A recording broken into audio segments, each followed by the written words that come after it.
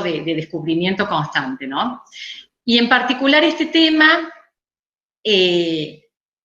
¿por qué puede ser interesante, por qué puede ser importante el cruce, ¿no?, de religión y política, más allá de porque a mí me apasiona, por un simple tema personal, pero primero, bueno, es un tema de alta sensibilidad, como recién dijo alguien, la religión y la política son dos de aquellos fenómenos que apasionan al ser humano y por el cual atraviesan las disputas, los antagonismos, ¿no? Al mismo tiempo es un tema sumamente complejo, entonces en esta presentación desde ya les pido disculpas si hay alguna simplificación en exceso. Los tiempos siempre son acotados para hablar en profundidad de ciertos temas. Y por otro lado, es un tema de enorme actualidad, ¿no? Nosotros vemos en el contexto nacional, internacional, de qué manera esta articulación, esta movilización política a partir de los fundamentos religiosos, en todos los contextos ideológicos, son de enorme actualidad y relevancia, ¿no?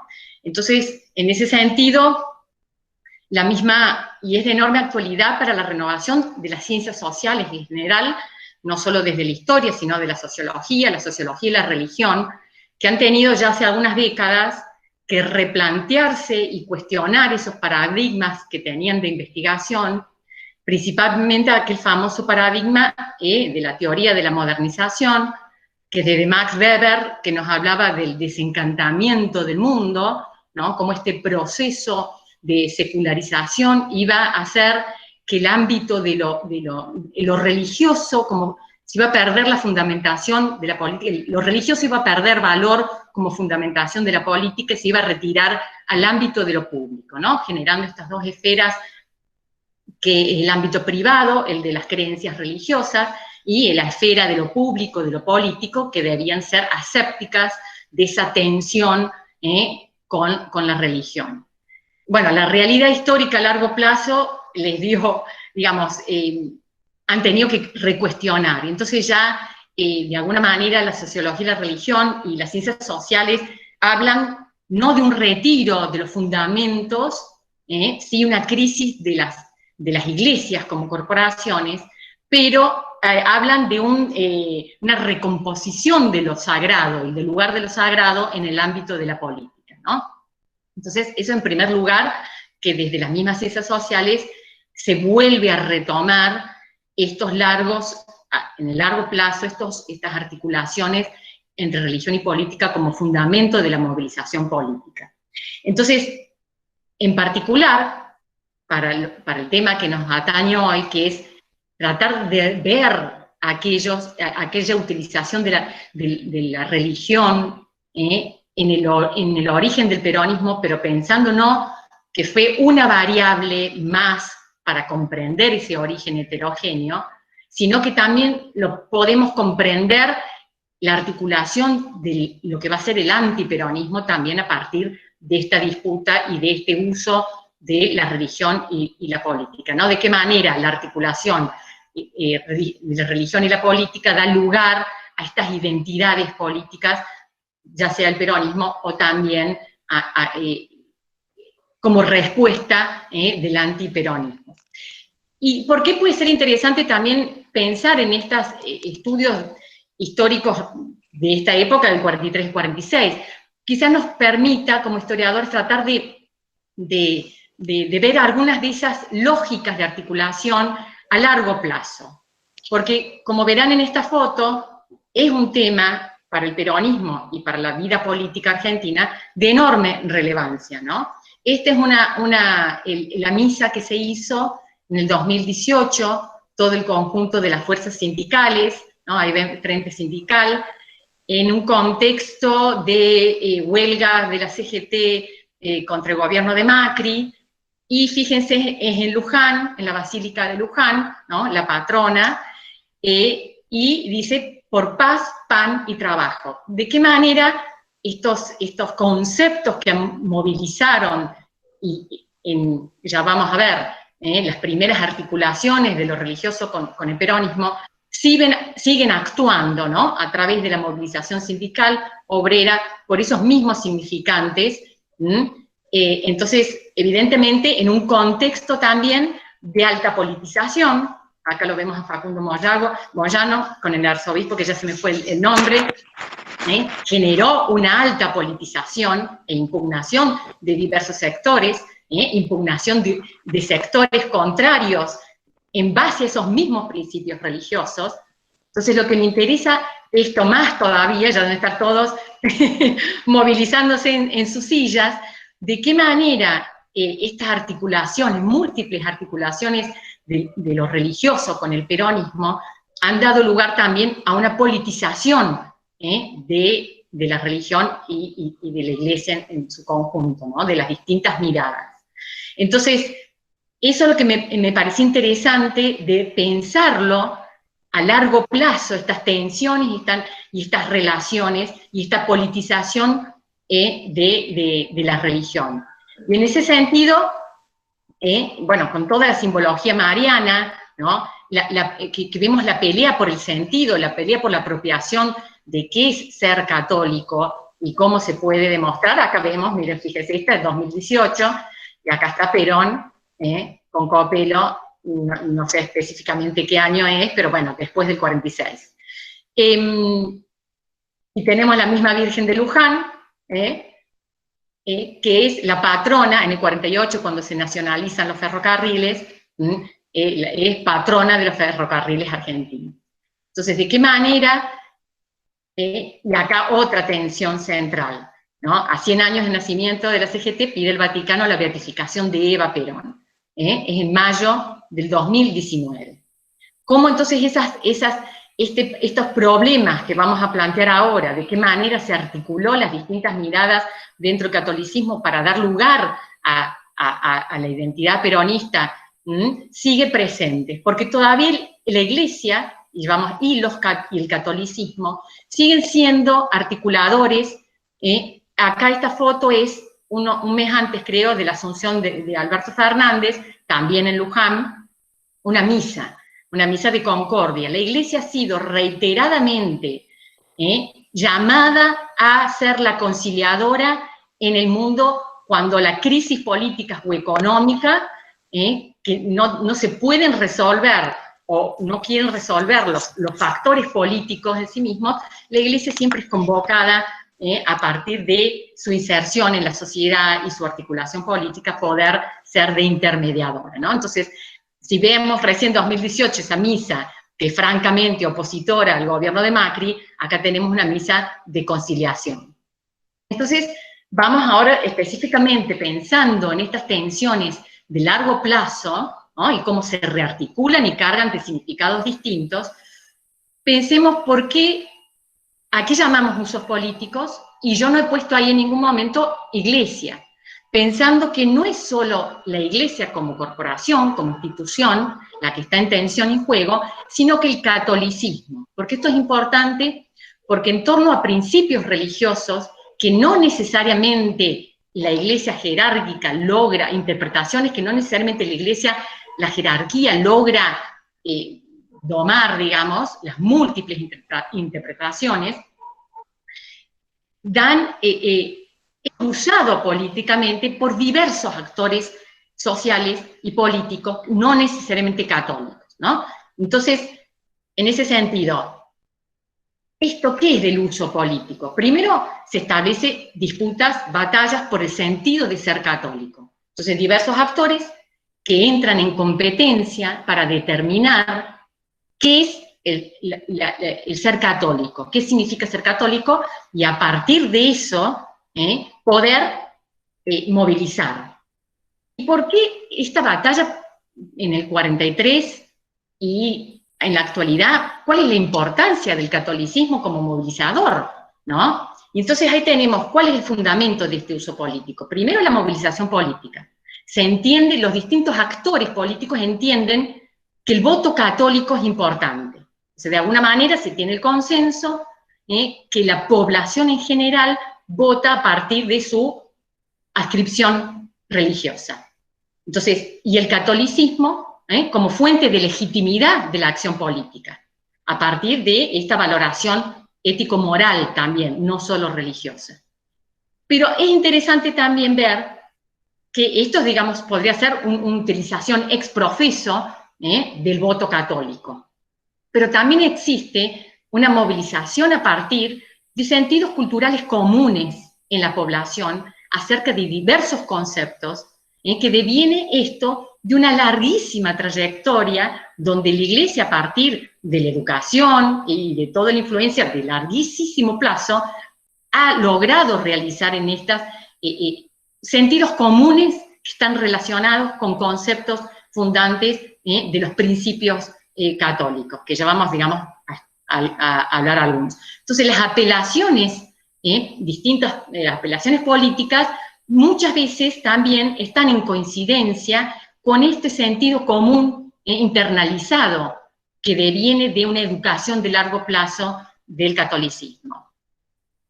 ¿Por qué en esta etapa, el 43, cómo podemos explicar que los actores políticos, católicos y no católicos, de alguna manera luchen por el voto católico o se movilicen o traten de conquistar ese voto católico? Porque creen que la Iglesia tiene poder para decidir sobre el voto católico. Esto deviene que en la década del 30 la Iglesia efectivamente se transforma en un movilizador de las masas populares a partir de una idea de recristianizar la sociedad, una acción concreta de ocupar el espacio público. Este es el Congreso Eucarístico de 1934, que movilizó a miles de personas, era el símbolo de la apoteosis de la ocupación de la calle, del espacio público de la Iglesia, ¿no? A partir de la organización de organizaciones como la Acción Católica, ¿no? Entonces, desde el papado y desde las distintas iglesias nacionales, locales, se propone que el cristiano intervenga en el ámbito de lo público y también en la política para recristianizar, a partir de una modernización de la misma iglesia, de sus estrategias, ¿no? Utiliza la radio, a partir de los medios gráficos, los folletos, periódicos, intelectuales, centros de reflexión, ¿no? Entonces, es una estrategia para recristianizar la sociedad que tiene el catolicismo en un contexto de la década del 30, donde los referentes políticos y la crisis de representación a partir del golpe de 1930 y los gobiernos conservadores que ganan a través del fraude están en cuestión. O sea, existe de alguna manera una crisis de representación, una crítica a los políticos a cargo, y la que surge como un referente y fuente de legitimidad es la Iglesia, que ha logrado movilizar a la sociedad civil en torno a ciertos principios que tienen que ver, como vemos acá, con ese sentido común relacionado principalmente con la movilización a partir de la doctrina social de la Iglesia, la organización de los círculos de obreros católicos, la juventud obrera católica, desde los años 20 que la Iglesia está atrás también de leyes sociales, a partir de las cámaras. Nosotros tenemos dos cordobeses famosos, Arturo Vaz y Caferata, la organización de estos gremios. Entonces, esa doctrina social de la Iglesia, que va de alguna manera a impregnar el discurso amplio de toda la sociedad en torno a estos significantes que también son a los cuales va a apelar después el peronismo. La revolución de 1943 y especialmente Perón, ¿no? Que es trabajo, pensemos en esa foto que les mostré primero, trabajo que tenía que ver con la dignidad central del trabajo en la formación del ser humano, el tema de la justicia social y las reformas necesarias. En eso coinciden todos los católicos, las interpretaciones católicas. Es muy fuerte el lenguaje que utilizan, incluso se habla de proletarios, ya vamos a ver que hasta se habla de la participación de los obreros en las ganancias de las empresas, ¿no? O sea, es un contexto importantísimo de lucha por estos problemas de vivienda, de salud, etcétera, ¿no? O sea, el tema de la justicia social, que ya a partir de la década del 20, principalmente la década del 30, se internalizan como sentido común de lucha necesaria para lograr reformas. Y principalmente a partir de los 30, este concepto de nación católica, que empieza principalmente justamente a la década del 30 a ser fuerte, y en el ámbito de las Fuerzas Armadas, la identidad entre ser argentino y ser católico, que va a ser una de las luchas principales de defensa de los derechos de la Iglesia y de los derechos de los católicos, porque ser católico era equivalente a ser patriota y ser argentino, ¿no? De alguna manera, con una mirada no pluralista acerca bueno, va a haber diversas interpretaciones de esto. Y el otro eje central que tiene que ver con el anticomunismo clásico de la Iglesia, va a ser un eje central también semejanza con las Fuerzas Armadas. Entonces, a partir de esta alta movilización y ocupación del espacio público en la década del 30, ¿no? Y con la internalización de este dato común, va a ser por eso la valoración que hagan los agentes, actores políticos, a partir de 1943 en adelante, para movilizar ese voto político. Creen que la Iglesia tiene poder sobre el voto de los católicos. ¿Dónde se da esto? En un contexto de altísima politización y polarización que ocurre a lo largo de toda la década del 30, tanto a nivel, ya vamos a ver, internacional, donde el contexto de la lucha del fascismo y antifascismo es central después para la articulación de los antagonismos políticos en Argentina, este contexto nacional de crisis de representación, de gobiernos fraudulentos, de corrupciones económicas.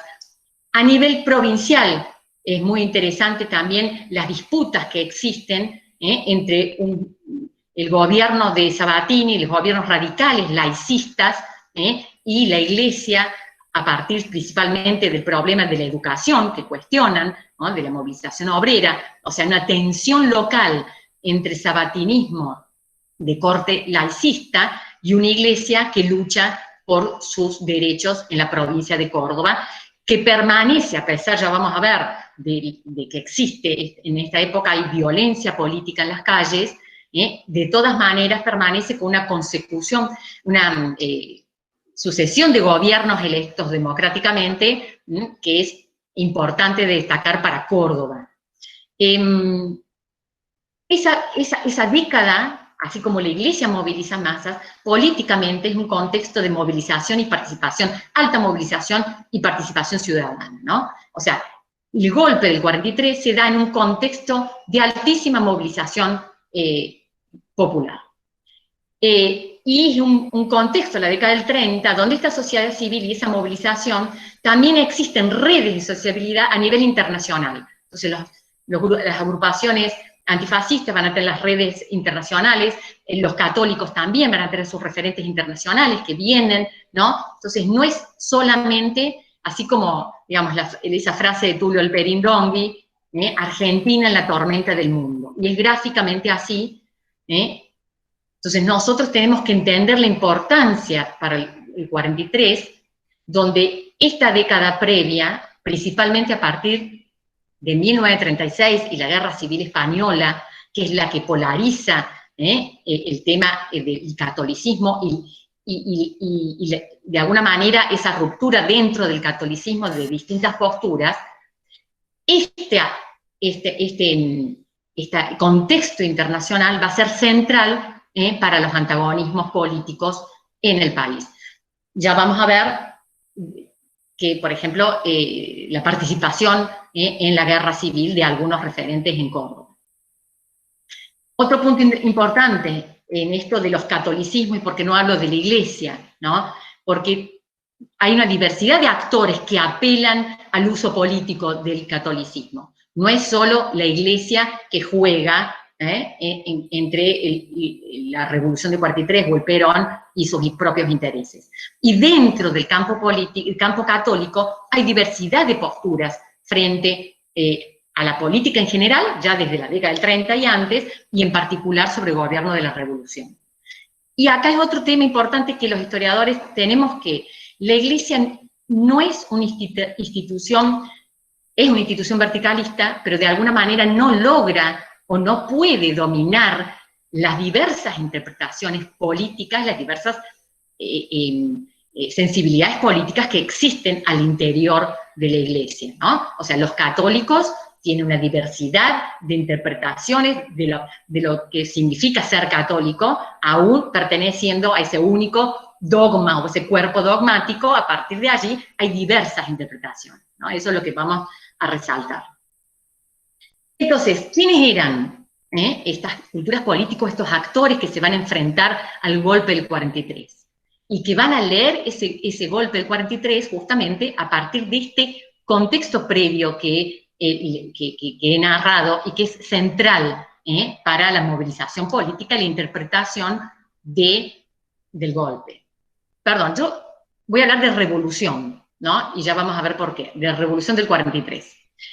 Dentro del mundo de los católicos, esta división interna de interpretaciones de la política del mundo ya vienen de la década del 30, ¿no? Entonces podemos, como simplificando, ¿no? Tres grandes grupos. Un grupo que son los nacionalistas católicos o los católicos nacionalistas, y acá la inversión de los términos tiene razón de ser, en cuanto los nacionalistas católicos van a ser aquellos como, por ejemplo, el filósofo Nimio de Anquín, que muchos lo conocerán, uno de los filósofos más renombrados en Córdoba para esa circunstancia, que es el presidente de la Unión Nacional Fascista, o sea, es aquel que articula organizaciones fascistas, así llamadas fascistas, basadas en principios religiosos, pero donde la atención principal pasa por el nacionalismo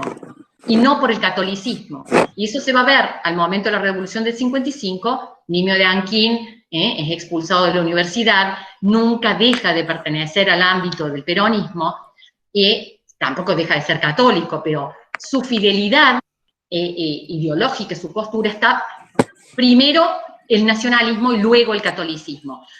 Los católicos nacionalistas van a ser una de los grupos, justamente, Leonardi, que van a alentar a la Revolución del 55. Entonces, los católicos nacionalistas, su primera fidelidad es con su adscripción religiosa.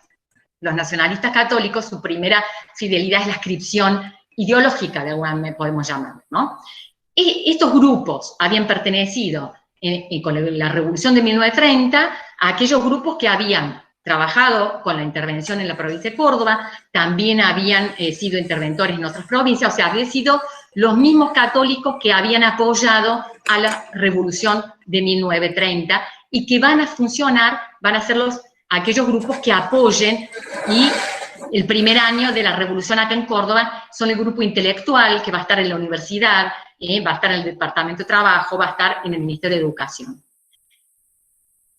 Su eje esencial es nacionalismo, soberanía, antiimperialismo, ¿no? Esos son como sus ejes principales de motivación. Pertenecen a la Acción Católica, como todos estos grupos, ¿no? O sea, su pertenencia a la Acción Católica va a ser igual para todos. Tenemos la jerarquía, el arzobispo Monseñor Lafitte en Córdoba, y aquel medio, porque también todo esto se juega en los medios, el diario Los Principios, como aquel vocero de la jerarquía.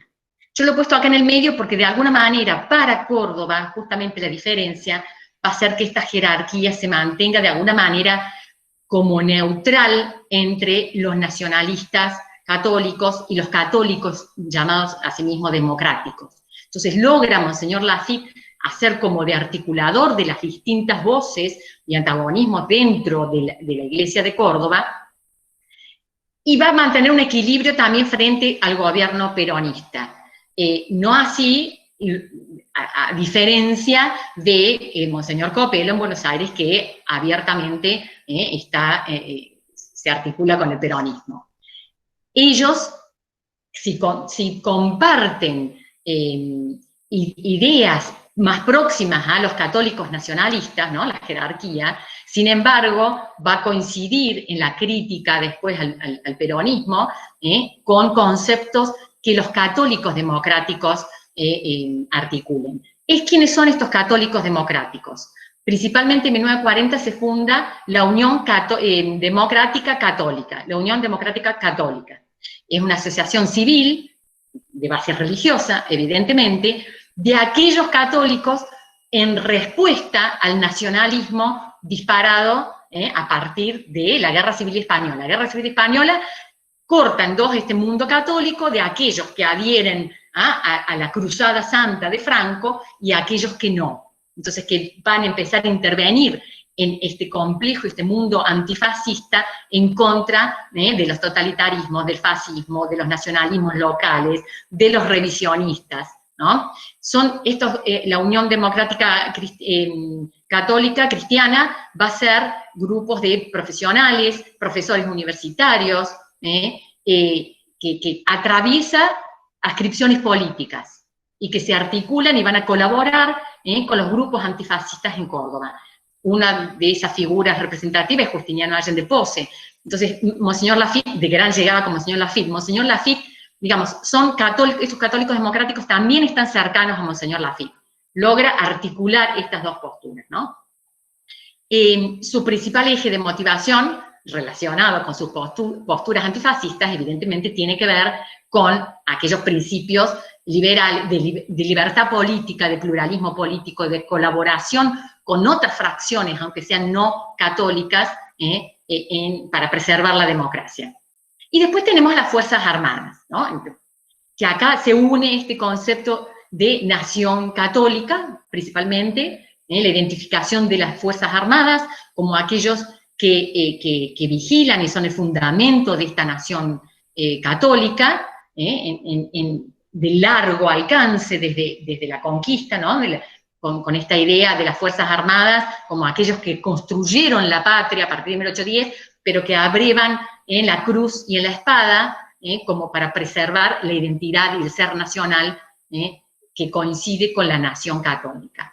Pero lo interesante es que estas Fuerzas Armadas, de las del golpe del 43, tienen también esta mirada nacionalista de la soberanía, industrialista, de preocupación por la justicia social.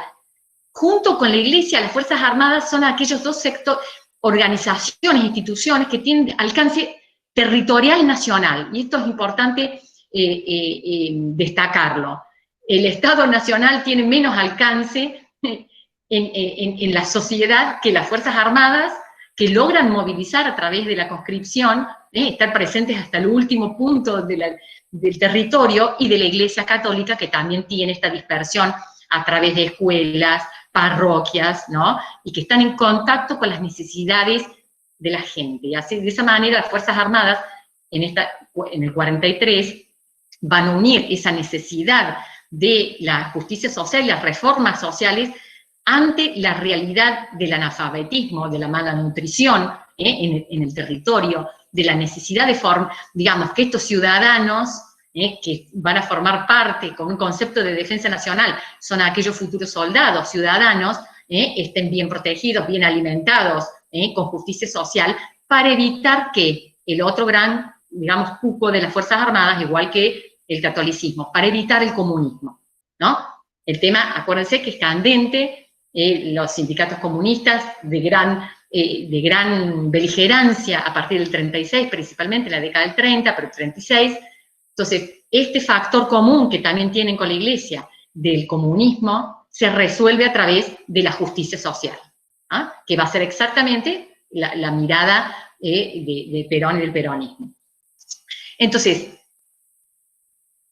ese otro grupo o grupos o cultura política que apela también a los católicos para movilizarlos. ¿Quiénes son? Este antifascismo. ¿Qué es el antifascismo? El antifascismo es un movimiento de opinión intelectual, de organizaciones, que se organiza para oponerse justamente al fascismo en Europa, pero en el resto del mundo también. Y en Argentina, no por el peligro que Argentina esté cayendo en el fascismo tal cual, sino ante el surgimiento del nacionalismo y todas las organizaciones fascistas y esta tensión central contra los conservadores fraudulentos de la década del 30. En este cuerpo antifascista, que va a ser el eje político a partir del cual se lea el golpe, la revolución de 1943, ¿quiénes lo forman? Comunistas, socialistas, sectores de la Unión Cívica Radical, sectores del Partido Demócrata, liberales, intelectuales, es muy fuerte en el mundo de los intelectuales, del arte, profesionales, ¿no? Y se organizan en organizaciones antifascistas con relaciones internacionales, sobre todo van a ser primero fundadas para la ayuda, ¿no? Ayuda a la República primero, después en el contexto de la guerra mundial. Y acá es interesante, ¿por qué? Porque todos ellos, comunistas, socialistas, también apelan al católico para conquistarlo y que apoye a estas organizaciones antifascistas. Y esto tiene que ver con el contexto internacional. Ya en 1935, la Tercera Internacional llama justamente a los comunistas a que apelen a los católicos para formar los frentes populares antifascistas. Entonces, así tenemos el Frente Popular en Francia en 1936, que va a estar presente acá también en Chile, ¿no? Entonces, ¿de qué manera acá en Córdoba circulaban escritos específicos de Vittorio Codovilla, que es el presidente del Partido Comunista, y de los comunistas franceses, donde los libros son directamente para que los católicos apoyen estas organizaciones, interviniendo en esto de qué es ser católico. ¿Cuáles son los verdaderos católicos? Obviamente los católicos democráticos en contra de los nacionalistas fascistas, ¿no? Entonces, digamos, estos actores políticos consideran esencial la movilización de los católicos, y hay folletos, hay libros, ¿no? Y de esa manera, en este contexto de la revolución hasta el 45, los católicos democráticos van a participar dentro de estas redes antifascistas en contra del gobierno de la revolución del 43. En definitiva, el antifascismo va a ser aquel primer foco de antiperonismo, de la oposición al gobierno de la revolución del 43 y del antiperonismo, que recién después, en el 45, los grupos empresariales van a adherirse a este núcleo de oposición que es principalmente político-ideológico. Este clima de violencia que se vive en la década del 30, ¿no? Un poco se refleja este antagonismo entre fascismo, antifascismo, entre católicos socialistas, católicos nacionalistas. Tenemos, por ejemplo, que hay hechos violentos aún en Córdoba, ¿no? Porque Córdoba, con el sabatinismo a partir del 36, eso es otro tema importantísimo, va a ser un paraíso para los comunistas que los persiguen en Buenos Aires, ¿no? En Buenos Aires, Fresco persigue a todos los comunistas. En el 41, la Corte Suprema de Justicia va a ilegalizar al Partido Comunista. Todos esos comunistas vienen a Córdoba, que el sabatinismo tiene una estrategia especial para que los comunistas voten al sabatinismo, de dejarlos actuar libremente. No hay persecución al comunismo en Córdoba. En 1933 está la muerte de José Guevara, del diputado socialista, frente a grupos fascistas de la Legión Cívica. En el 1935 hay un enfrentamiento por la campaña política entre militantes radicales en la Plaza de Mercedes, que hay muertos. En 1936 hay dos bombas dirigidas contra la Iglesia Católica y el Ejército en el contexto de la visita del presidente Justo, ¿no? Entonces tenemos un clima que es generalizado. En el 41 hay estado de sitio. Y es sobre ese clima de alta movilización de estas redes antifascistas, del comunismo, del socialismo, hay muchísimas huelgas a partir del 36 hasta el 43, es que se va a dar el golpe de la revolución del 43 y esta constitución del GO, que uno de los peligros fundamentales es justamente evitar el comunismo. Entonces llegamos en ese contexto de alta movilización, de politización generalizada, de antagonismos, teniendo un poco este eje del fascismo y el antifascismo, y así como estos enfrentamientos en la calle hay constantemente, hay en Río Cuarto, en distintos puntos del interior, ¿no? Las ligas de estas asociaciones fascistas que se movilizan y se pelean en la calle con las movilizaciones del Partido Comunista, ¿no? Se da una alta en la década del 30, en la universidad, hay una alta politización y conflicto entre los nacionalistas católicos y el reformismo, pensando, esto es importantísimo, que la universidad justamente va a ser el centro del primer foco de oposición a la Revolución de 43, de la mano de este antifascismo, ¿no? Y entonces llega el 4 de junio de 1943, e interrumpe lo que iba a ser un proceso electoral, en definitiva. Ya estaban conformándose justamente lo que se llamó Unidad Democrática. Acuérdense que en el 46 es la Unión Democrática, todo el grupo opositor al peronismo. En el 43 se forma la Unidad Democrática, también socialistas, comunistas, que iban a participar radicales, sectores de demócratas, ¿no?, para oponerse a la candidatura de Patrón Costas. Este es el clima en el cual irrumpe la revolución del 4 de junio de 1943. Revolución que las acciones políticas que desencadenen se van a leer a partir de esta matriz antifascista, y donde el tema religioso va a ser una de las variables fundamentales del antagonismo, tanto de la adhesión a la revolución como de su oposición. Acá me interesaba, de alguna manera, resaltar en la proclama, que todos los gobiernos revolucionarios dan una proclama de sus fundamentos de legitimidad ante la sociedad, porque están todas las claves de por qué los católicos en general lo apoyan, y por qué, bueno, en general todo el espectro político apoya.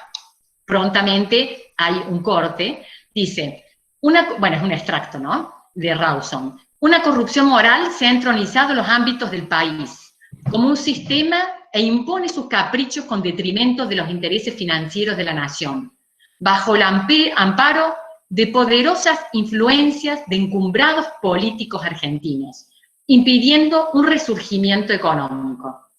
El comunismo amenaza sentar sus reales en un país pletórico de probabilidades por ausencia de previsiones sociales. La justicia ha perdido su alta autoridad moral, las instituciones armadas están descreídas y la defensa nacional negligentemente imprevista. La educación de la niñez está alejada de la doctrina de Cristo y la ilustración de la juventud sin respeto a Dios ni amor a la patria. Bueno, acá yo les puse en rojo, acá, todo un poderosas influencias de encumbrados políticos.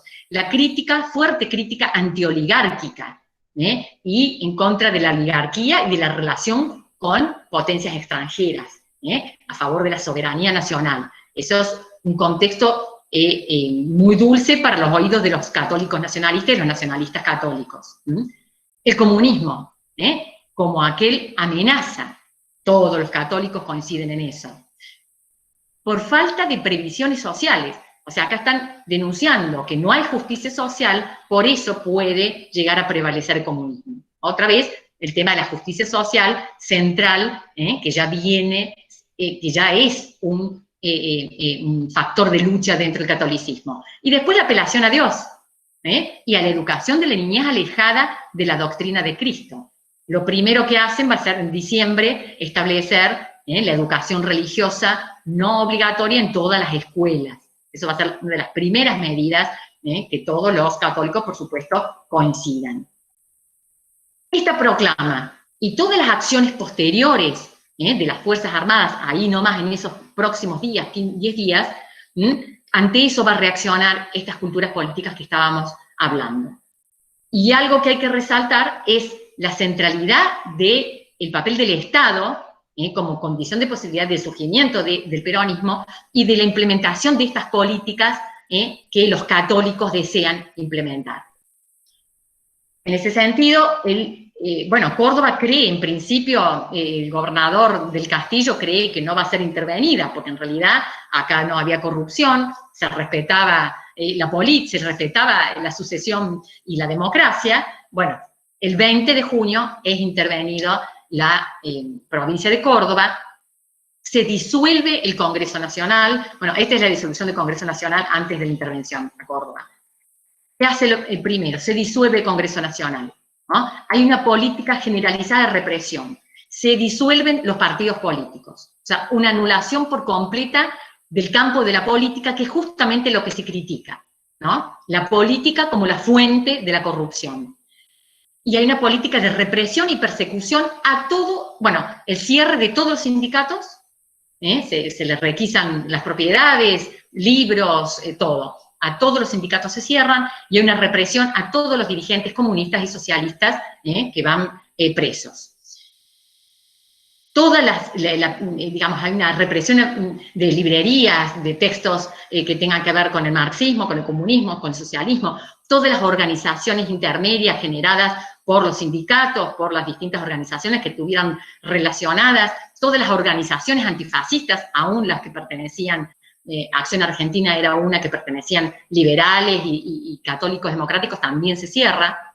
Entonces, ante esta represión generalizada y la clausura del sistema político, es que, por supuesto, comunismo y socialismo van a reaccionar, y los católicos democráticos, fundamentalmente, enseguida. El otro ámbito de injerencia central es el ámbito de la educación, básico. Ya lo dijo en la proclama, o sea, no había ninguna duda. Se interviene, al intervenirse la provincia, se pone al frente de educación a un católico, de católicos nacionalistas, Narciso Reynores, que era abogado laboralista, abogado de sindicatos católicos, y que va a trabajar a partir del Departamento de Trabajo. Esa, en la educación también va a estar relacionada después con la intervención en la universidad y de qué manera estos grupos católicos nacionalistas y nacionalistas son el reemplazo de la camada intelectual y frente a la universidad. Y el otro eje de incidencia fundamental es el Departamento de Trabajo todavía y los gremios. Entonces, a partir del Estado, hay una clausura del sistema político, una represión de los sindicatos, de todas las organizaciones civiles, se interviene en la educación y se interviene en el mundo del trabajo. Bueno, acá está, digamos, se interviene la provincia de Córdoba el 20 de junio, el doctor Sobral era el eje de la política educativa del sabatinismo, opuesto por completo a los grupos católicos y a la Iglesia, lo echan del Consejo de Educación y allí nombran también a los católicos nacionalistas. Entonces, católicos nacionalistas que justamente luchaban por la justicia social y la dignidad del trabajo y por la educación católica, son el equipo que va a durar un año, sobre todo en el Departamento de Trabajo, que se hacen cargo junto con los interventores de este nuevo gobierno de facto. Con esta idea de Cristo en las escuelas, ¿no? Acá en Córdoba había sido un tema conflictivo porque en realidad la ley de educación cordobesa nunca había quitado la educación religiosa de las escuelas, ¿sí? Afuera de hora. Lo que pasa que el sabatinismo había cambiado los planes de educación y le ponía palos en la rueda a que esas horas fuera del horario escolar se dictaran. ¿Cuál es el foco que empieza a movilizarse en contra de estas medidas represivas? Evidentemente, comunistas, socialistas, los que podían, los que no estaban presos, y el ámbito universitario, los estudiantes universitarios y después los profesores universitarios que empiezan a protestar en contra de este autoritarismo, en contra de esta mirada nacionalista y proclive al eje, ¿no? Enarbola la bandera de la reforma. Los grupos reformistas, la FUC, empiezan a movilizarse y empiezan a generar mucha movilización en la calle. Hay un manifiesto en octubre de profesores universitarios, no solo de Córdoba, sino también de Buenos Aires, de Santa Fe, que firman en contra del gobierno nacional para llamar a la apertura democrática, al llamado de elecciones, porque acá me había olvidado, el concepto de revolución, en realidad es un concepto que está como consensuado. Nosotros en este momento hablan de revolución militar y no entendemos, ya ha caído, digamos, en un consenso de su papel negativo, pero en aquel momento hablar de revolución implicaba un consenso generalizado que se podía utilizar la revolución para después volver a la normalidad, como una forma de organizar la sociedad. Por eso todos los partidos políticos lo aceptan a la revolución pensando que a los poquitos tiempos ya iba a haber llamado elecciones. ¿Qué pasa? El gobierno de la revolución no quiere llamar elecciones, ha disuelto los partidos políticos y tiene un proyecto que el tema de la política va a ser en última instancia, primero van a ser las reformas sociales y económicas y después la política. Es tan importante el concepto de revolución en manos del, después lo que va a ser el peronismo, que el 4 de junio se siga festejando, a la par del 17, que digamos que va a ser después, se siga festejando el 4 de junio como la base del peronismo, que después se pierde en el tiempo, ¿no? Este 4 de junio, porque tiene visos de antidemocrático. Entonces, este grupo de profesores, que coincide con esa articulación antifascista, que hay profesores de radicales, demócratas, liberales, católicos, democráticos, personalidades de la cultura, etcétera, etcétera, etcétera, son los que firman esto pidiendo la vuelta a la democracia. Y contra ellos hacen una cesantía de todos los profesores universitarios e intervienen en la universidad. E intervienen y los que van a tomar, digamos, la universidad son los católicos nacionalistas. Lizardo Novillo Saravia va a ser nombrado el interventor en la universidad. Entonces, inmediatamente a partir de este manifiesto y la movilización estudiantil, este eje de oposición es el que va a articular toda la oposición a la revolución y al naciente peronismo hasta 1945, donde se van a sumar. Y acá es importante pensar la participación en esta articulación de los católicos democráticos, que van a participar en todas las manifestaciones, junto con socialistas, con comunistas, con reformistas, pensando que son los antagonistas de toda la vida, ¿no? Entonces se declara la huelga, hay manifestaciones públicas.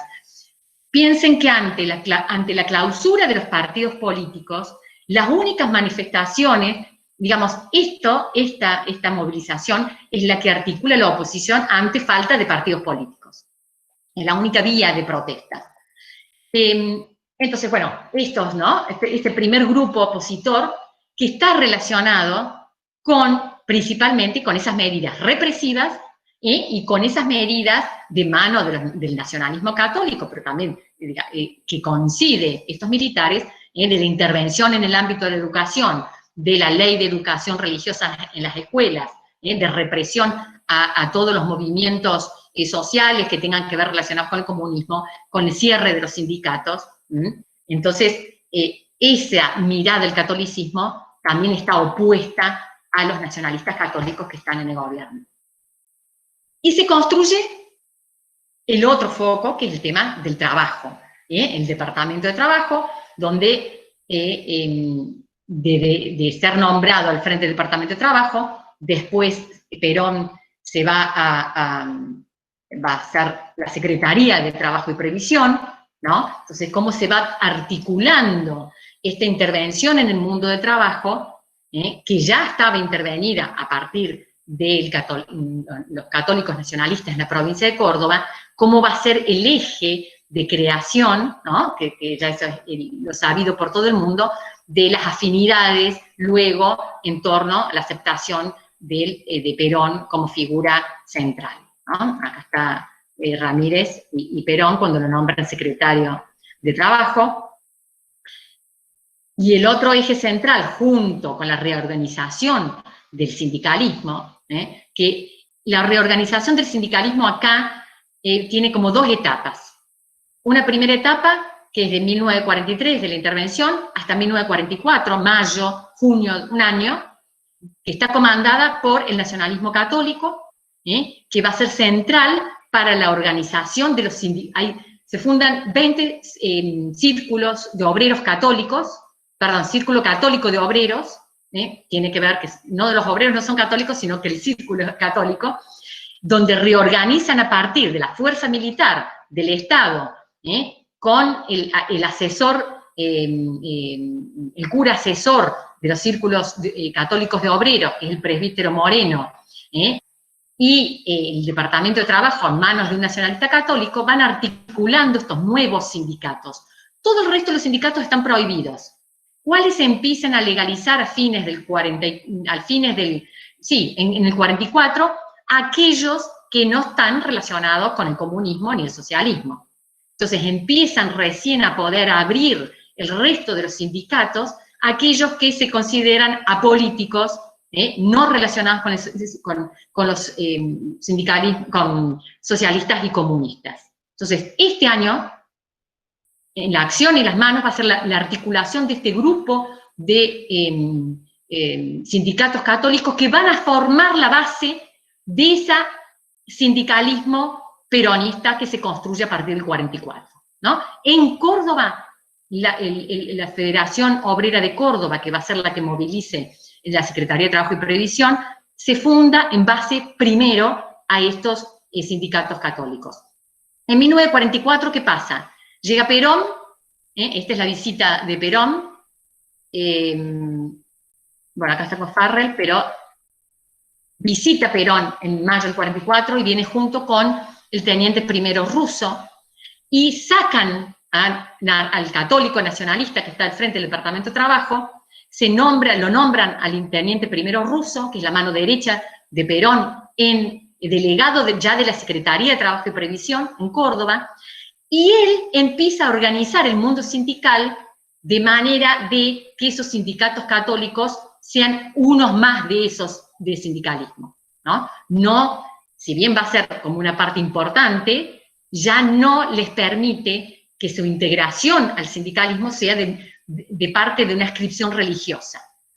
Perón, a partir de la Secretaría de Trabajo y Previsión, todos los sindicatos que se empiecen a legalizar no tienen que tener adscripción política o religiosa, ¿no? Acá hay justamente una disputa donde el sector de la jerarquía de la Iglesia, el sector moderado y los principios, empiece a oponerse a esta intervención de Perón y de Russo en el mundo sindical, justamente criticando esta imposición de la no adscripción religiosa. Entonces ya empieza a haber una tensión que va a continuar de allí en más, y por eso el diario Los Principios y la jerarquía va a estar en contra del voto a Perón acá en Córdoba. Un año, en 4 meses, el teniente Russo legaliza muchísimos sindicatos, da convenios, reorganiza con delegados en toda la provincia, logra imponer que se respeten las leyes obreras que existían y que no se cumplían, ¿no? Entonces, hay un apoyo masivo de todos esos gremios que por fin se hacen cumplir las leyes sociales, una actividad, una hiperquinesia de legalización de firmas de convenios colectivos, de intervenciones a favor de los obreros, cuando echan a los obreros interviene el Estado a favor del mundo obrero, ¿no? Entonces, esto es central para entender la adscripción y la movilización del mundo obrero, y es importantísimo ver que esa movilización del mundo obrero, los católicos adhieren. Si bien empieza esta tensión, el presbítero Moreno, el asesor católico y los sindicatos aceptan y se integran a este sindicalismo que está generando la Secretaría de Trabajo y Previsión. Prefieren estar adentro de este sindicalismo, que es apolítico, está en contra del comunismo, apela al orden, la organización, apela a que la huelga sea en última instancia, está en contra de la lucha de clases, ¿no? Entonces es mejor estar adentro que no estar en la oposición. Perón, cuando viene a Córdoba, en el 44, justamente que les decía recién, miren, acá está hablando, hay toda una manifestación, anhelamos la justicia social, dijo el coronel Perón en la asamblea de ayer. Hay toda una movilización obrera organizada por el teniente Russo a partir de la delegación de la Secretaría de Trabajo y Previsión, donde están presentes todos los gremios católicos. ¿Y cuál es el discurso de Perón en Córdoba para los gremios? La apelación al discurso católico, de la doctrina social de la Iglesia, de la justicia social, de Dios. Fíjense, esta una de las tantas, dice: por eso la Secretaría de Trabajo y Previsión ha sido creada para la defensa de los trabajadores en nombre del Estado, como lo ordenan los dictados de la justicia de Dios, ¿no? Perón, en Córdoba, sabe que a esos gremios que está organizando la Secretaría de Trabajo y Previsión, tiene que hablarle con el lenguaje de la identificación religiosa, ¿no? Por supuesto que él no adhiere a esta ascripción católica y va a superar esa ascripción católica para la formación de los sindicatos. Pero en Córdoba en particular sabe que la sensibilidad religiosa de estos obreros tiene que hablarles de ese modo, ¿no? Entonces otra vez vemos en tensión, porque a esos obreros también les hablan los católicos democráticos. Y critican la imposición de un sindicato único. Ya en el 44, en el 45 hay un estatuto de las asociaciones profesionales, donde se establece el Estado empieza a regular los sindicatos y a legalizar los sindicatos, y los católicos critican este sindicato único y no los sindicatos libres que deberían existir. En esto coinciden con los comunistas y los socialistas, que también critican el sindicato único por ser controlado por el Estado y piden un sindicato libre y de libre adscripción ideológica. Por supuesto, toda la movida a favor de los obreros en cuanto a viviendas, derechos, el cumplimiento de los derechos laborales ya existentes, ¿no? Hay una propaganda constante en todos los medios, porque la otra es el tema estamos hablando de un gobierno militar, se aplica la censura a todos aquellos medios no adscriptos favorables, entonces la utilización de los medios para hacer propaganda de la movilización, ¿no? Las demostraciones de los obreros cuando viene el Perón a Córdoba. Y bueno, esta es una foto de la formación de los sindicatos de salineros en el norte de la provincia, ¿no? Salineros que estaban, y acá es interesante de ver de qué manera esta mirada desde los militares, que no es solo la de Perón, y esto es importante tenerlo en cuenta, ¿no? Porque acá el interventor también, a la mano, junto con la Secretaría de Trabajo y Previsión, que van a entrar por ahí en conflicto, esta mirada, acá cuando organizan y van a vigilar las salinas en el norte, no solo que se respeten las condiciones laborales de salario, etcétera, etcétera, sino les dicen a los empresarios que tienen que poner escuela, un establecimiento sanitario, o sea, de qué manera es una mirada integral acerca del mundo del obrero y de la justicia social. Y eso lo comparten todos los militares, no solo el Perón, digamos. Y estos católicos que han sido desplazados de alguna manera de frente de la Secretaría en el ámbito de lo provincial, ¿están fuera del gobierno? No, siguen en el ámbito educativo, siguen en la universidad, que recién va a ser regularizada, se cancela su intervención en 1945, ¿no? Que después va a ser vuelta a intervenir una vez que gana el peronismo en el 46, intervienen de nuevo en la universidad y los católicos nacionalistas vuelven a la universidad después en ese contexto, pero donde lo católico sigue siendo un eje estructurante tanto de la apelación de las Fuerzas Armadas como del grupo antifascista, que está en la movilización pública que presiona por la salida democrática, que el gobierno finalmente tiene que dar una apertura en febrero del 45, entonces vuelven los profesores cesanteados, empieza a hablarse de salida democrática, empieza a hablarse, quiere el Estado organizar el estatuto de los partidos políticos y controlar, finalmente no puede, por la presión de los partidos políticos. Ya para este momento hay todos los grupos de radicales que se los llaman colaboracionistas, que están adhiriendo a la formación de un futuro partido, pensando en la salida democrática. Entonces acá va a haber la formación de ese partido laborista que es posterior, pero los primeros que actúan con nombramientos en el gobierno de la Revolución, ya en el 45 y formando el grupo que va a ser base de la Unión Cívica Radical Junta Renovadora, que va a ser las dos vertientes de apoyo a la candidatura de Perón, ya está en vigencia, ¿no? Esta salida, digamos, esta liberalización de los partidos políticos del ámbito universitario, en realidad lo único que hace es exacerbar el clima de antagonismos y de alineamientos entre los distintos candidatos posibles.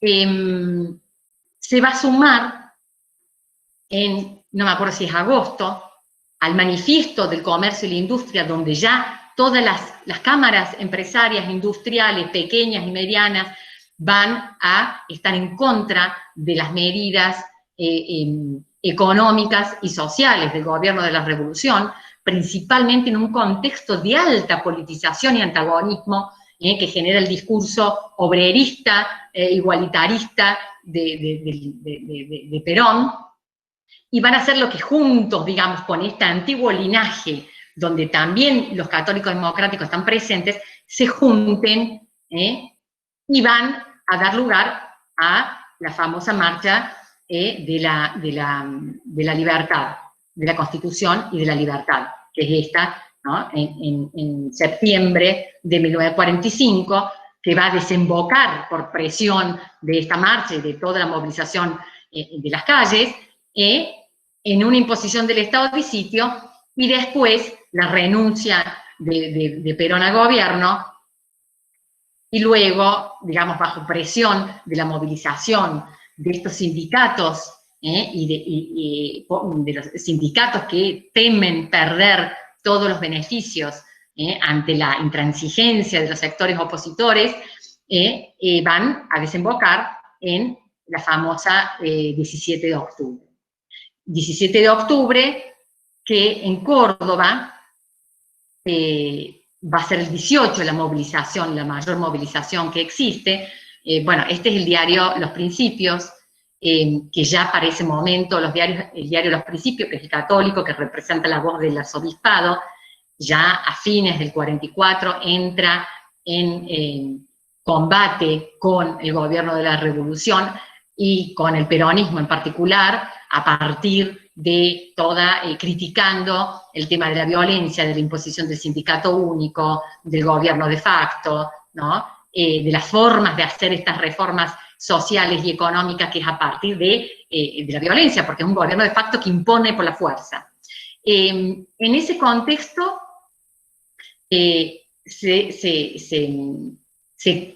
ante la presión de la movilización popular y la apertura ya, después del 17 de octubre, la apertura política, los partidos políticos pueden tener su adscripción, antigua adscripción política, y empieza a organizarse ya la salida democrática. ¿Qué pasa con los católicos? ¿Y qué pasa con este eje, que ya tenemos que ir terminando? ¿Qué pasa con el voto católico? Que estamos hablando que se pelean por el voto católico, comunistas, socialistas, peronistas, el Partido Laborista, eso ya lo vamos a hablar, el Partido Laborista, que en Córdoba en particular va a ser heredero de esos, parte de los sindicatos católicos también, y cuyos dirigentes del Partido Laborista, muchos son del ámbito de los sindicatos católicos, cuyo presbítero Moreno, que era el asesor, sigue en el gobierno después de Perón también. ¿La Iglesia qué hace? Acá hay un acto colegiado. Acuérdense que la Iglesia, estamos hablando del episcopado, es un conjunto colegiado, a pesar de las distintas jerarquías de los arzobispos. Da la famosa pastoral ante el voto católico.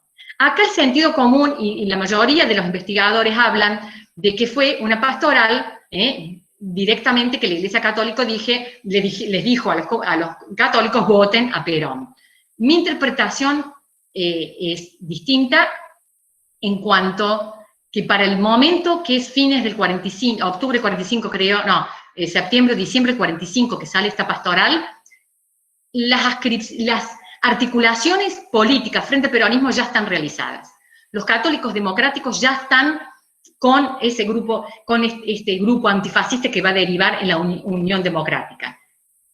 Los nacionalistas católicos muchos de ellos, otros se han borrado de la adscripción al peronismo, ya están articuladas en torno al voto por Perón. O sea, para el momento que sale la pastoral ya están estos antagonismos y estas articulaciones presentes. Salvo para, digamos, los indecisos, para la otra movilización no sirve. Segundo, esta pastoral también fue, la misma pastoral, ante 1936, en cada elección la Iglesia larga una pastoral de cómo deben comportarse el voto católico. A su vez, en el contexto internacional de regreso, digamos, de la salida del fin de la Guerra Mundial, el Papa también da indicaciones de la participación política de los católicos. ¿Y cuál es el contexto?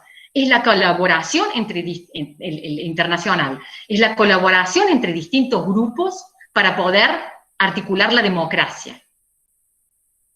En Argentina, todo, digamos, lo que se pide a los católicos es que no voten contra ningún partido que tenga cláusulas que atenten contra, digamos, que van por la separación de la Iglesia y el Estado, contra la ley de divorcio o contra de educación. Pero eso, que es el eje por el cual todos dicen que es semejante a votenlo a Perón, primero es introducido con un contexto donde la Iglesia advierte la alta polarización, la violencia política, y de qué manera las reformas sociales no deben estar basadas en la coacción y la violencia. O sea, eso también puede leerse diciendo, ojo, todas estas reformas realizadas por un gobierno de facto, impuestas, no necesariamente deben ser seguidas. Después apela a la libertad de conciencia del cristiano, que también en Europa se da lo mismo. En el caso que uno deba votar un partido que tenga una cláusula que atenta contra algunos de estos que les he nombrado, la libertad de conciencia por el bien mayor tiene que predominar. Y la otra es votar por el bien mayor, aunque no coincida con mis principios políticos o religiosos. Entonces, esta pastoral fue debatida en ese momento. Los católicos democráticos y los antiperonistas la utilizaban para fundamentar el voto católico por la Unión Democrática. Por supuesto, los peronistas lo usaban para fundamentar el voto católico hacia el peronismo. Entonces, ante ese contexto, se apela y se lucha por el voto católico. En definitiva, en Córdoba, ¿cómo se puede saber cómo votaron los católicos? Yo lo que acá quiero aclarar es lo siguiente. En las intenciones del voto no solo media una adscripción religiosa, y esto es importantísimo destacarlo. Lo que pasa es que yo he hecho el eje en ese punto, ¿no? El ciudadano vota, su adscripción religiosa está dentro de un combo que implica miradas sobre lo político y lo social, que es de muy amplio espectro. Entonces, no es una variable más dentro del voto, no es el eje central, para algunos sí, para algunos no. De todos modos, nunca se sabe al momento de poner el voto, y en general todos los politólogos y todos se equivocan en estas, de decir quién votó y por qué y cómo. La Iglesia de Córdoba, ¿qué hacen? ¿No? Dentro de estos católicos nacionalistas, hay algunos que adhieren, la gran mayoría, pero hay algunos que no adhieren al peronismo, en esta última fase de beligerancia y de la imposición a través del poder del Estado y de la fuerza de las leyes sociales. Los católicos democráticos apoyan a la unidad democrática y apelan al voto a tamborín y mosca, aunque la Unión Cívica Radical en su plataforma tiene la educación laica y también el tema del divorcio, pero llaman a que el mal mayor es el peronismo y no el radicalismo. El sector moderado en Córdoba, Monseñor Lafitte, bueno, Monseñor Lafitte no puede pronunciarse abiertamente. ¿Cómo hace el diario Los Principios? Que de alguna manera tampoco apela directamente al llamado al voto anti-Perón, pero sí lo hace a través de múltiples artículos en el diario, editoriales, donde critica abiertamente las medidas de Perón, el tema de la falta de libertad, la violencia, el antagonismo social, ¿no? Entonces, sin decirlo directamente, apoya al voto católico para tamborín y mosca. Eso lo vamos a ver, me voy a adelantar, acá.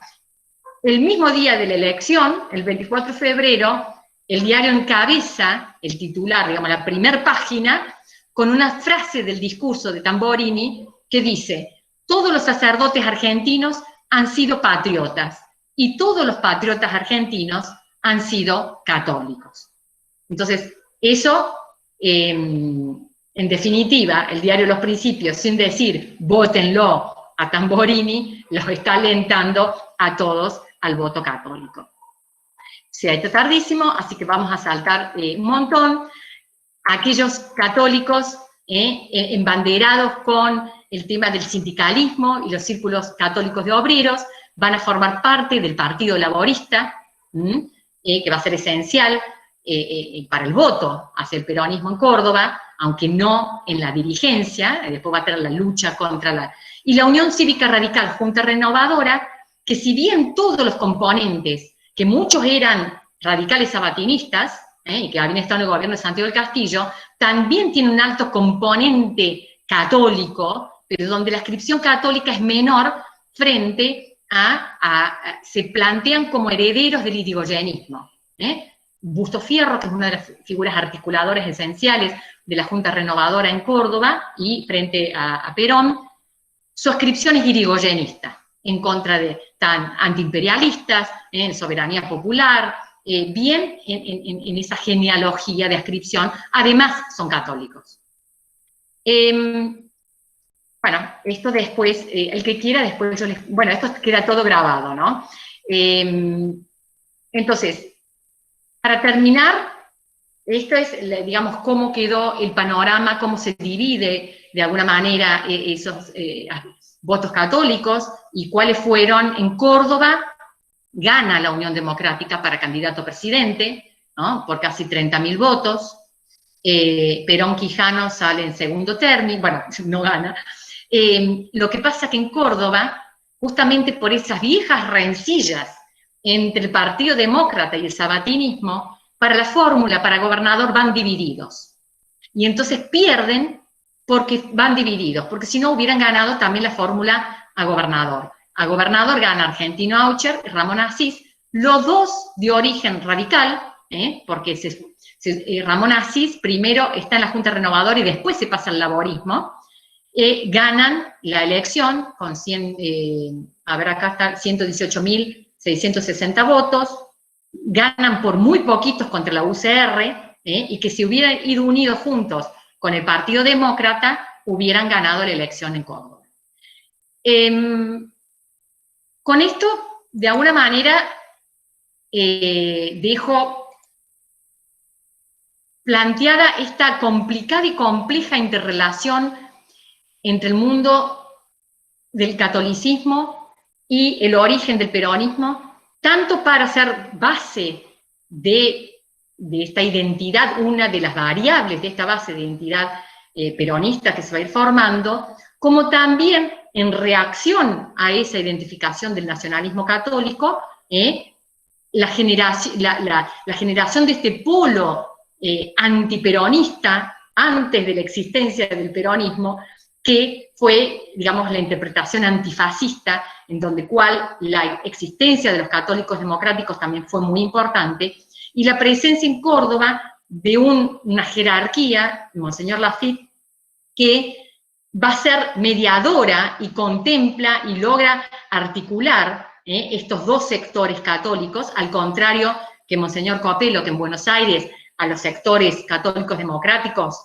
es como que los anula de la participación en la vida de la Iglesia. Bueno, quizás estoy exagerando, son muy enfáticas, pero de alguna manera no tienen, en Buenos Aires se ven, digamos, anulados, y en Córdoba no. Eso le va a dar un perfil, este catolicismo los catolicismos de Córdoba, que también por ahí hace un poco explicable o entendible, porque en Córdoba va a ser uno de los focos de este catolicismo en oposición al peronismo. Y con esto concluimos, me extendí demasiado. Y ahora... Bueno, muchas gracias Inés por tu presentación. Bueno, la idea es que habilitemos un espacio de preguntas y comentarios. Algunos han hecho uso ya del chat para dejar allí sus comentarios. Si lo quieren hacer verbalmente y habilitar el juego, este es el momento. Si querés, Nico, empezar con los que han escrito y después seguimos con... ¿Te parece? Dale, hay dos comentarios que a mí se me perdieron porque se me cortó la conexión y el chat se borra. Empiezo leyendo el de Ángel, que escribía que muy ajedrecista de Perón para llegar al poder y juntar votos en Córdoba, dice, me refiero a su adscripción a la por conveniencia, ya que con el tiempo también tendrá grietas. Era un comentario que escribía Ángel, no sé si está por aquí, si quiere ampliarlo o hay alguna otra consulta. De todos modos, el que quiere intervenir puede habilitar el micrófono y hablar libremente. Perfecto, gracias, Franco. Bueno, el que quiera preguntar o comentar o participar, o bienvenido. Me voy a sentir muy mal si nadie pregunta, por favor. No, simplemente hice un comentario de lo que usted está hablando, profe. No soy profesor de historia, soy docente de nivel primario. Simplemente participo en esto porque me gusta la historia y bueno, lo poco que conozco del tema, quiero hacer un aporte y bueno, sí. Si tengo mis errores, bueno, pido que me los corrija, no tengo problema. Un aporte nada más, lo que usted está haciendo el comentario de esto y bueno, espero que sea útil para todos los aquí presentes. Sí, la verdad, Ángel, está muy bien, el término ajedrecista está muy bien. Y bueno, no soy un profe de historia, no, me gusta leer historia, sí, pero bueno, espero que no, perfecto, perfecto. Gracias. Es así, ¿no? Es así porque realmente, digamos, el peronismo como un mundo tan heterogéneo, con distintas adscripciones, ¿no? Y tendencias, realmente hizo falta un juego entre, muy importante de equilibrios, de contemplar las demandas tan heterogéneas dentro de esta adscripción, ¿no?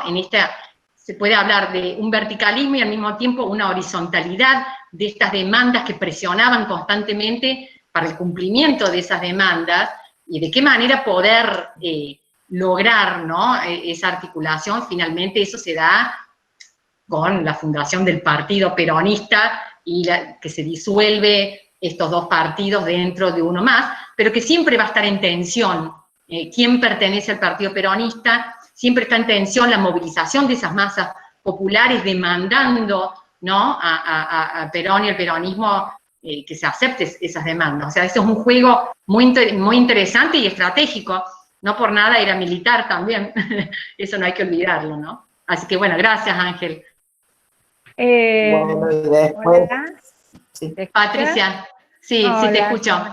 Hola. No, realmente yo creo que la charla ha reflejado acabadamente la complejidad del peronismo en sí y las particularidades que presenta Córdoba al respecto, ¿no? Que en realidad yo creo que es una de las características y las fuerzas incluso que tiene el laborismo en Córdoba en particular, porque a pesar de la creación del Partido Único de la Revolución y después del Partido Peronista, el laborismo sigue estando en Córdoba. O sea, yo creo que en ese sentido, cuando vos hablas de los catolicismos, también es importante entenderlo, la cantidad de sectores, porque a veces se simplifica la realidad y yo creo que has podido reflejar en tu charla la complejidad que significa hablar de los católicos, que no es hablar solo de la iglesia, ¿no? Sí. Me parece interesante el tema, como para seguir. Vos dijiste al inicio que esto despierta preguntas, y bueno, uno tiene que seguir permanentemente indagando, ¿no? Eso era todo un aporte. Sí, Patricia es otra colega que investiga también el mundo social de las mujeres y este tema del...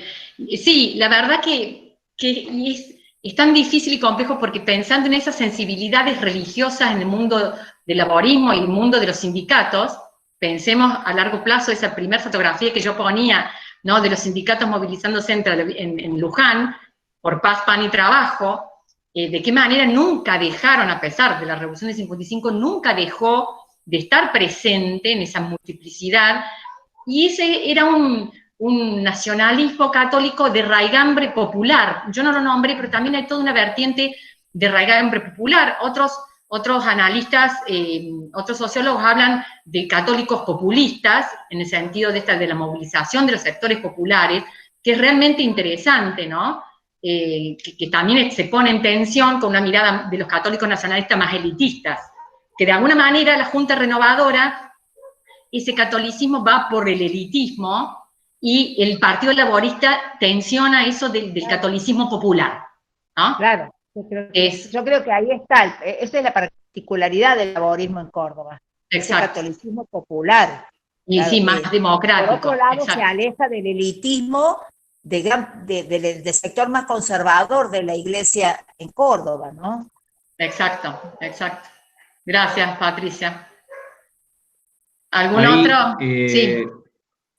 Sí, Gaby preguntaba, en cuanto al voto de las mujeres, ¿qué tan involucrada estuvo la iglesia, dice, para influenciarlo? Bueno, con respecto al voto femenino, a ver si tuvo alguna influencia o no. Claro, bueno, acá justamente tenemos una especialista que es Patricia, pero no, yo no mi ámbito de investigación no ha llegado al tema del voto femenino en el 52.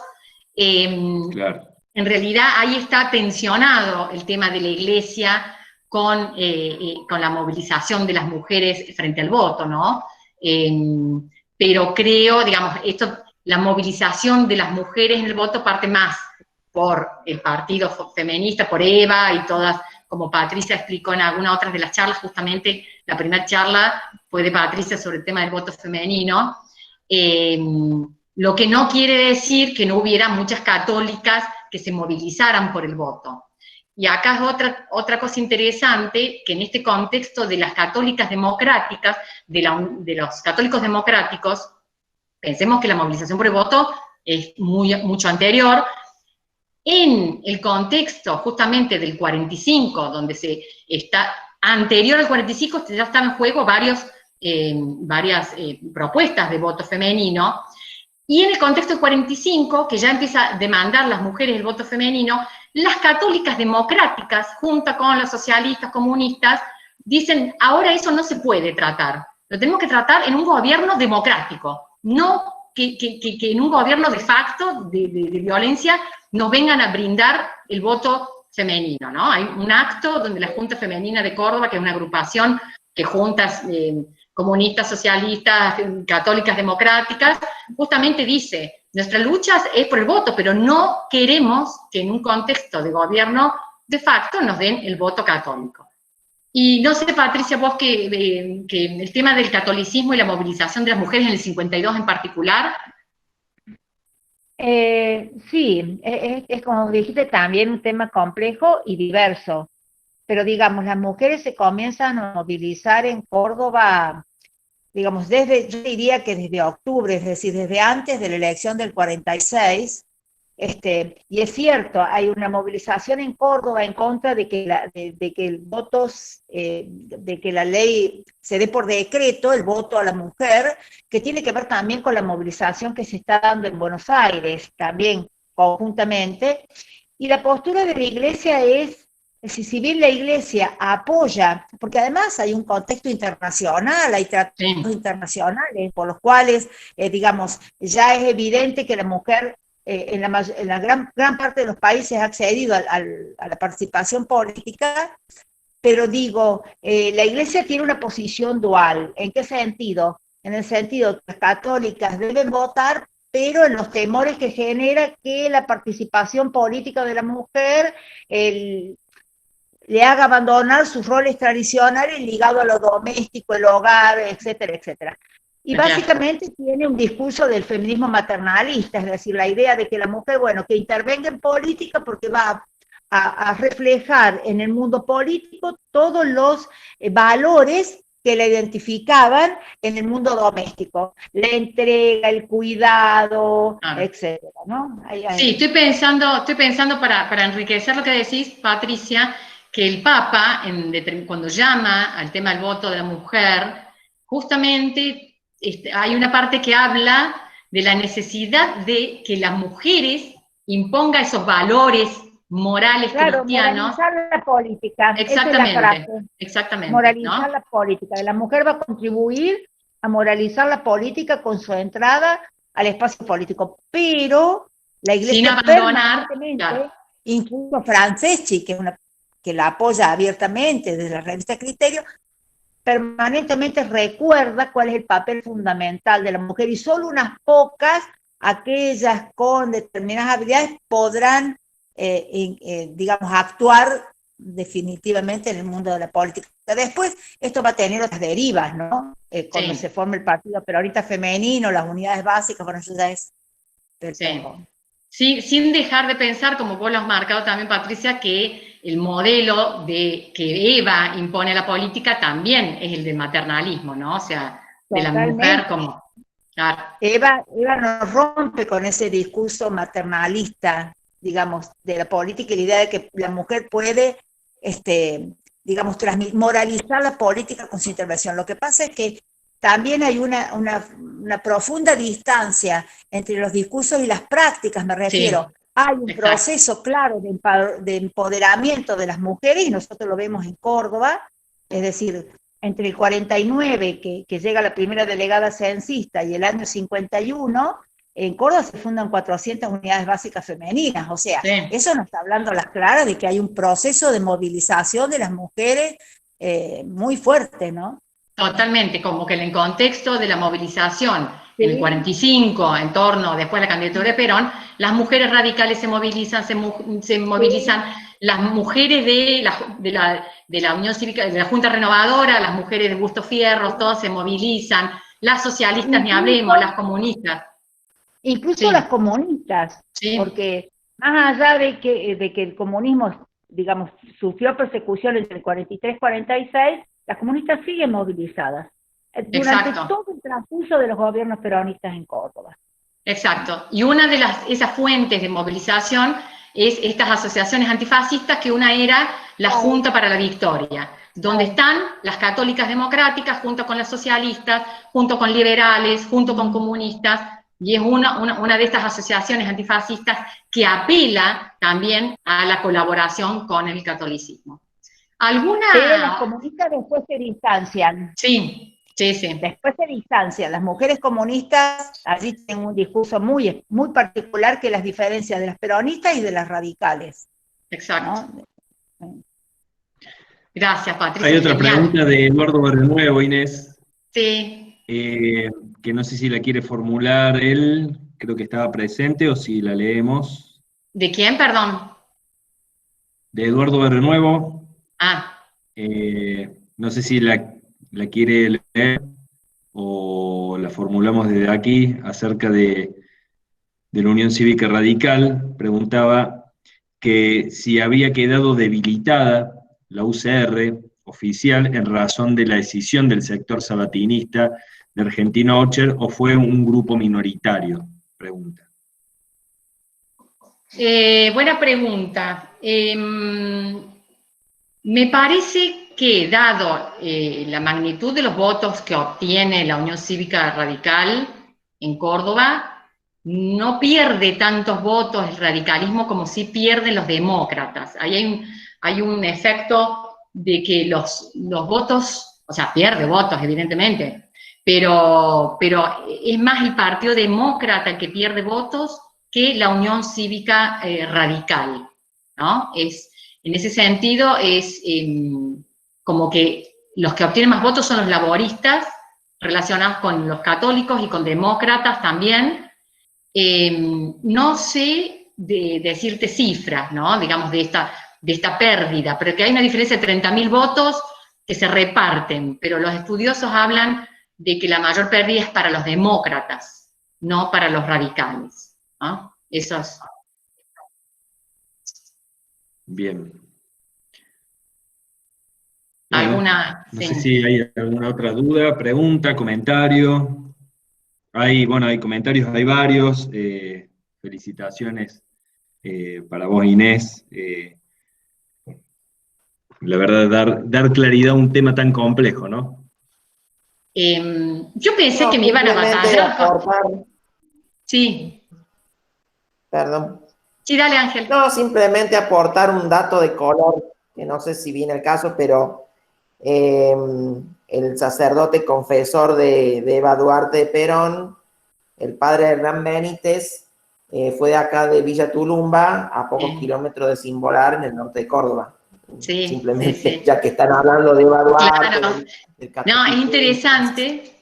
interesante porque mira, el padre Benítez justamente, jesuita, después va a tener problemas con los jesuitas, tiene justamente esto que yo hablaba, de este catolicismo nacionalista de tipo popular, ¿no?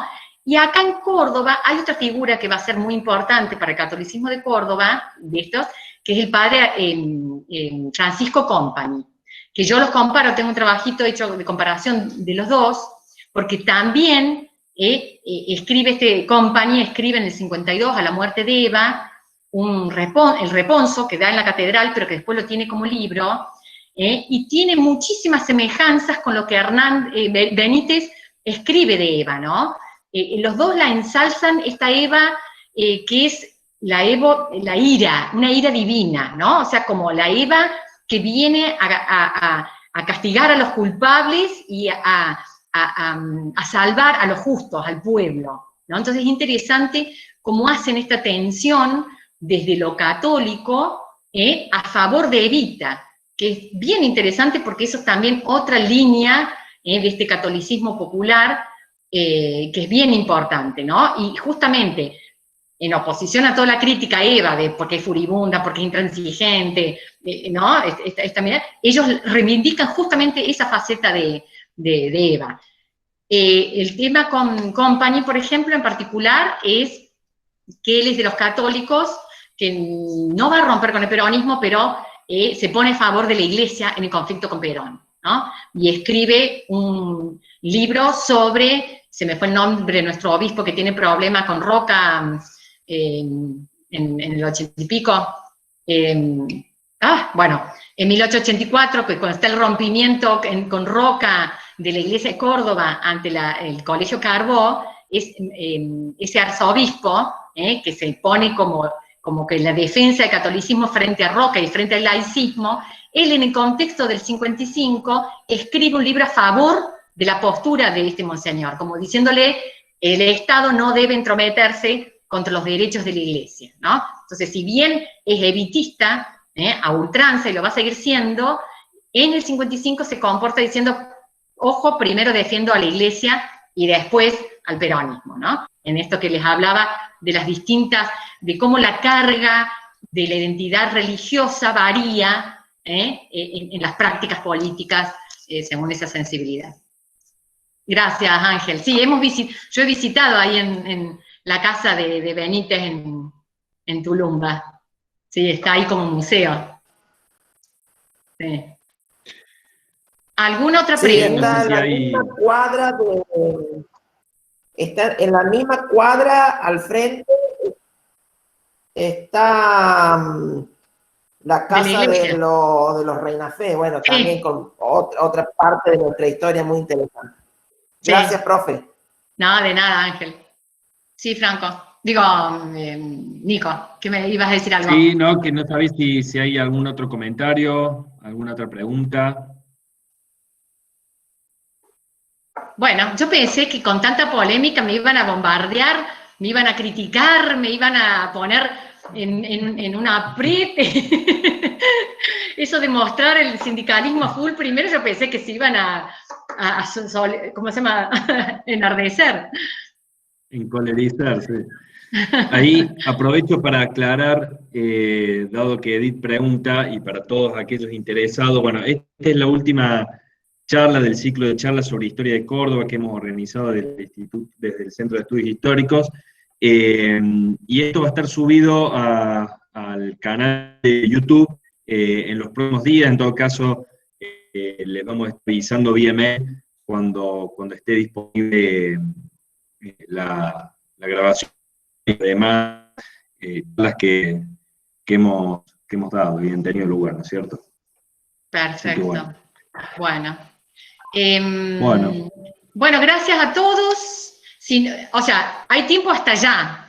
Si no, callan para siempre. ¿Quiere alguien más preguntar o colaborar, así como hizo Ángel, algo, digamos, un aporte? Y si no, bueno... Ahí te preguntan, Inés, sí. si recomiendas algo para leer, alguna lectura sobre la temática que les pueda resultar interesante, habría que ver algún libro quizás, o algún trabajo que sea más de índole general, me parece. Sí, hay mucha bibliografía muy interesante, pero lo que yo le propongo al que le interese, ¿por qué no escribís mi mail, Nico? Y que me manden un mail y yo les puedo mandar la bibliografía por mail al inesachával@hotmail.com. Ahí mismo lo copio. Fíjense en el mail y yo les puedo compartir bibliografía. Hay mucha bibliografía interesante. Para el tema de catolicismo y Juventud Obrera Católica y sindicatos católicos, acá en Córdoba ha trabajado Jessica Blanco. Para la década del 20, del 30, Gardenia Vidal ha trabajado algo del tema del catolicismo. Pero me parece, después que en Córdoba, no sé, Patricia, refrescame, en Córdoba el catolicismo, ¿quién más? Pero... Bueno, he trabajado también este periodo y el tema del peronismo y el radicalismo, César Cach. César Cach es como el peronismo en el interior del país, el peronismo se llama. Pero lo que pasa es que, bueno, es como más amplio, ¿no? Pero el tema de César Cach, aunque tengo algunas diferencias, pero bueno, es un libro que es como que logra hacer una compilación abarcativa, muy interesante el fenómeno, trabaja muy bien el sabatinismo anterior, y bueno, después a nivel nacional hay muchas cosas muy interesantes, pero bueno, con el libro de Cach podrían empezar, y después de allí en la bibliografía de él, y si no me escriben al mail y yo puedo mandarle más bibliografía. Y bueno, lo de Patricia Roggio, busquen la Patricia Roggio, que tiene también para esta época, y María José Ortiz Bergia también trata para esta época la cuestión social, ¿no? El Estado, la construcción del Estado social en Córdoba, que también toca el tema del peronismo. Nico, ¿te acordás de alguien más? Bueno, Nico trabaja, pero más en la época de principios de siglo. Sí, la época anterior, y bueno, en realidad no está tan vinculado a lo político, bueno, aunque todo es político, pero... Sí, a lo religioso sí. Sí, creo que ya se va del... Ahí Franco pregunta si podés hablar algo sobre, estamos ya casi sobre el tiempo, pero alguna cosita más sobre la influencia de los grupos católicos en la caída de Rawson. Aclarar un poquito eso, me parece que pide. Bien, me has dejado sin palabras, Franco. Y encima corto. Sí, puedo decir como los alumnos, se me fue el wifi. Franco, la verdad... No, bueno, en todo caso, como es complejo, digo también, y estamos ya sobre el tiempo, porque se nos corta la grabación, de última que con el mail, también se puede contactar y alguna duda, consulta y demás. Perfecto. La verdad que no investigué. Perfecto. Una inquietud puntual. De todos modos, como uno no sabe todo, y eso yo lo he asumido hace mucho tiempo, nunca me he puesto a investigar el tema de la caída de Rawson, si bien los que dicen los estudios que fue como un títere, digamos, fue puesto allí más que nada para darle una legitimidad, un consenso más amplio al GO, simplemente como cara para que impactara más positivamente el golpe, que fue un golpe bastante militar, aunque tuvo después consenso de aceptación momentáneo, pero no sé en particular esto de los católicos en torno a Rawson. Me has dejado la duda, me encanta, así que lo vamos a investigar. De última, ahí tenés, bueno, te pasó mi mail, si vos tenés datos, me gustaría que me los compartieras. Así que gracias, Franco. Bien. Bien. Me parece que... Hago una preguntita, Inés. Sí, Hubo un libro de Potash, creo que fue Eric Potash, Potash. sí, Ajá. sí. ¿Qué opinión te merece? Yo recuerdo haberlo leído en mis épocas de facultad, pero habla mucho del movimiento interno dentro del ejército, ¿verdad? Sí, sí, Potash, claro, Potash son los libros básicos para entender la lógica de las Fuerzas Armadas, o sea, fue de los autores primeros que en el contexto del fin de las dictaduras se enfocó, y antes se enfocó en las Fuerzas Armadas como aquel factor, pensando por qué no ha habido democracia en América Latina y Argentina en particular, el actor social de las Fuerzas Armadas. Te diría que junto con Ruquier son como las Biblias al respecto, particularmente serio, fundado, con un trabajo documental impresionante, así que sí, realmente es un libro como para releerlo en un contexto donde las Fuerzas Armadas empiezan a aparecer en el contexto latinoamericano. No podría ser, esto se me acaba de ocurrir, ya gracias María que lo dijiste, ¿no? Es como un libro de relectura por ahí, ante estas tensiones de largo plazo que siguen operando, ¿no? Bien. Gracias. Potash y el otro. Ruquier, Alan Ruquier. Alan Ruquier. Sí. Okay. Gracias. No, gracias a vos, María. Bueno, ¿alguien más? Bueno, entonces, yo de parte mía agradezco su presencia, y cualquier duda o consulta tienen mi mail, y muchas gracias al Centro de Estudios por la organización de estas charlas de difusión. Gracias, Nico. Muy bien, muchas gracias a vos, Inés, y gracias a todos los que, nos han acompañado en los últimos encuentros del ciclo de charlas sobre historia de Córdoba. Y reitero que, nos vamos a estar comunicando también vía mail para advertirles acerca del contenido en el canal de YouTube de esta y las demás charlas. Nos despedimos y, un saludo a todos. Muchas gracias nuevamente. Adiós, hasta luego. Adiós. Chao, gracias. Gracias a todos. Chau, chau. Chao. Adiós.